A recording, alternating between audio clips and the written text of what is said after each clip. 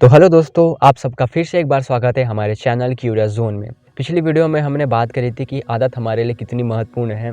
इस वीडियो में हम बात करेंगे कि हम नई आदत कैसे विकसित कर सकते हैं। इसके लिए एक सबसे अच्छा एग्जाम्पल होगा क्लाउड हॉपकिंस का, जिन्होंने अपने विज्ञापन के जरिए पूरी दुनिया को नियमित ब्रश करने की आदत करा दी। एक बार क्लाउड हॉपकिंस के उनके मित्र ने संपर्क किया। उस मित्र के पास एक नए व्यवसाय की योजना थी। वह योजना थी पेप्सोडेंट टूथपेस्ट का व्यवसाय। हॉपकिंस काफ़ी चीज़ों का विज्ञापन कर चुके थे, पर जब हॉपकिंस के मित्र ने उनके सामने पेप्सोडेंट का प्रस्ताव रखा तब हॉपकिंस ने इस प्रस्ताव में अधिक दिलचस्पी नहीं दिखाई। हालांकि नतीजन प्रथम विश्व युद्ध के समय जब अमेरिकी सरकार ने नए सैनिक की भर्ती शुरू की, तब पता चला कि सैनिकों में से अधिकतर के दांत कमजोर हैं। तब अमेरिका के लोगों के गिरते स्वास्थ्य को राष्ट्रीय सुरक्षा के लिए खतरा बताया गया। इसके बावजूद विज्ञापन गुरु हॉपकिंस के अनुसार टूथपेस्ट बेचना आर्थिक दृष्टि से आत्महत्या के बराबर था। उस समय सेल्समैनों की एक फौज घर घर जाकर अच्छी गुणवत्ता वाले टूथपेस्ट, दांत साफ करने की दवाइयाँ वगैरह बेचने की कोशिश में घाटे में जा रही थी। दिक्कत यह थी कि दांतों का खराब स्वास्थ्य राष्ट्रीय मुद्दा भले ही बन गया हो, इसके बावजूद कोई भी व्यक्ति टूथपेस्ट खरीदना नहीं चाहता था, क्योंकि उस समय दांत साफ करना लोगों की दैनिक क्रिया में शामिल नहीं था। अंत में हॉपकिंस टूथपेस्ट विज्ञापन मुहिम चलाने के लिए मान गए। हॉपकिंस का यह निर्णय उनके लिए आर्थिक दृष्टि से बहुत समझदारी भरा साबित हुआ। इस समझदारी से हॉपकिंस ने सिर्फ 5 साल में पेप्सोडेंट को दुनिया का सबसे मशहूर टूथपेस्ट बना दिया। इसके साथ ही उन्होंने लोगों में नियमित रूप से ब्रश करने की आदत भी विकसित कर दी। सभी कलाकार पेप्सोडेंट मुस्कान की सेखी बघारने लगे। आगे चलकर हॉपकिंस ने अपनी सफलता का राज बताया। हॉपकिंस कहते हैं कि पेप्सोडेंट टूथपेस्ट को बेचने के लिए हॉपकिंस को ऐसे इशारे की ज़रूरत थी जिससे ग्राहक को हर रोज़ इसका उपयोग करने के लिए प्रोत्साहित किया जा सके। वह कहते हैं कि मैंने दांतों के स्वास्थ्य से जुड़ी किताबें पढ़ी, इनमें मुझे कुछ खास जानकारी नहीं मिली। इसके बाद मुझे एक किताब मिली जिसमें दांतों में जमे मैल के बारे में लिखा था। मुझे यह एक अच्छा विचार आया। मैंने यह टूथपेस्ट को दांत को चमकाने या उसका आवरण हटाने के रूप में प्रचलित करने का फैसला किया, यानी कि कैसे दांत के मैल से निपटा जा सके। उन्हें यह बात समझ आ चुकी थी कि दांतों के आवरण के बारे में ग्राहक को बताकर इस तरह से इशारा किया जा सकता है जिससे उनके अंदर आदत विकसित हो सके। हॉपकिंस ने इसके लिए इनाम की कल्पना की थी, वह भी आकर्षक था। भला दुनिया में ऐसा कौन है जो अपनी सुंदरता बढ़ाना नहीं चाहता?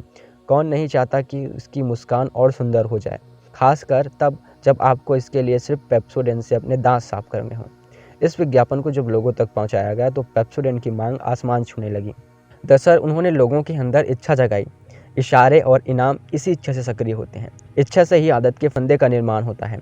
हॉपकिंस ने विज्ञापन में लोगों को दिखाए मैल जो स्पष्ट इशारा था, वहीं इनाम बिल्कुल स्पष्ट सुंदर दांत थे। जब पेप्सोडेंट ने बाजार में अपनी बढ़त बढ़ाना शुरू किया तो प्रतियोगी कंपनियों के रिसर्चर यह समझने के लिए हाथापाई करने लगे कि ऐसा क्यों हुआ। उन्हें पता चला कि ग्राहक यह कहते हैं कि यदि वह पेप्सोडेंट का उपयोग करना भूल जाते हैं तो उन्हें अपनी भूल का एहसास हो जाता है, क्योंकि उन्हें उनके मुंह में ठंडी सिरहन याद आती है। यदि यह नहीं होती तो उन्हें लगता है कि मुंह साफ नहीं हुए हैं। दरअसल हॉपकिंस सुंदर दांत नहीं बेच रहे थे, वह बेच रहे थे एक एहसास, ताजगी का एहसास। ठंडी सिरहन को लोग दांत की सफाई से बराबरी करने लगे और तब ब्रश करना एक आदत बन जाती थी। ऐसे ही बहुत से एग्जाम्पल देखने को मिलते हैं। लोगों को कोल्ड ड्रिंक पीने की आदत लग चुकी है और जब उन्हें बताया जाता है कि इसमें न्यूट्रिएंट्स नहीं हैं, फिर भी वो पीना बंद नहीं करते। बहुत से लोगों में पर्सनल हैबिट होती है जिनके कारण वे सोसाइटी में सक्सेसफुल होते हैं, जैसे दोस्ती करना, खुश रहना, दूसरों की मदद करना, जल्दी उठना, एक्सरसाइज करना। कोई भी अपनी आदत को बनाने के लिए इस बेसिक फार्मूला का यूज़ कर सकता है। क्या आप अधिक कसरत करना चाहते हैं तो नींद खुलते ही जिम चले जाने जैसा कोई अच्छा इशारा चुन लीजिए और प्रत्येक वर्कआउट के बाद एक अच्छा इनाम चुन लीजिए और अंत में यह ललक प्रतिदिन आपका जिम जाना आसान बना देगी। इस तरह आप इशारा, नियमित क्रिया और इनाम, इन तीनों को एक आदत का निर्माण कर सकते हैं। तो ये हो गई कि आप एक नई आदत कैसे विकसित कर सकते हैं। किस तरह हॉपकिंस ने ब्रश करने की आदत दुनिया को दे दी, तो इस तरह आप किसी नई आदत को विकसित कर सकते हैं। अगली वीडियो में हम बात करेंगे कि हम किसी बुरी आदत को कैसे बदल सकते हैं। इनाम, नियमित क्रिया और इशारा। आशा करता हूँ कि यह वीडियो आपके लिए यूज़फुल रही होगी और अगर आपको वीडियो पसंद आई तो आप लाइक, सब्सक्राइब और कमेंट कर सकते हैं।